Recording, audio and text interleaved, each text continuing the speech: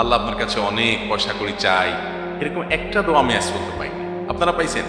কিন্তু একটা দোয়া পাইছি বারবার বিভিন্নভাবে নবী সাল্লাল্লাহু আলাইহি ওয়াসাল্লাম আল্লাহর কাছে গেছেন। এটা কি? তিনি আল্লাহর কাছে দোয়া করেছেন। এই দোয়াটা বিভিন্নভাবে করেছেন।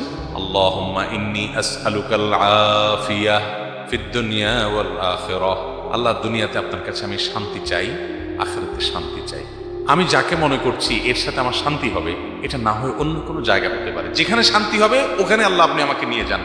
আল্লাহ, কাউকে আপনি কুড়ের ঘর দিয়ে শান্তির মধ্যে তাকে রাখতে পারেন, আরেকজনকে অনেক পয়সা করে দিয়ে শান্তির ধারে কাছেও রাখবেন না, এমনও হতে পারে।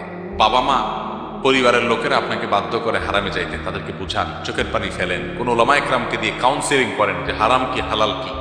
হারামে শান্তি নাই, হালালে শান্তি আছে, তাদেরকে বুঝান যে শান্তিটা দিন শেষে দরকার।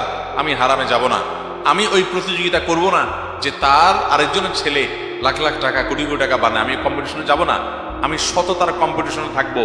লাখ লাখ টাকা বানানো কুলিচ আমারও পারে, আরে এটা তো হাজার হাজার ছেলে মেয়েরাই করে, সৎ সবাই থাকতে পারে না। আমি সৎ থাকবো ইনশাআল্লাহ। আল্লাহ আমাদেরকে সৎ থাকার তৌফিক দান করুন।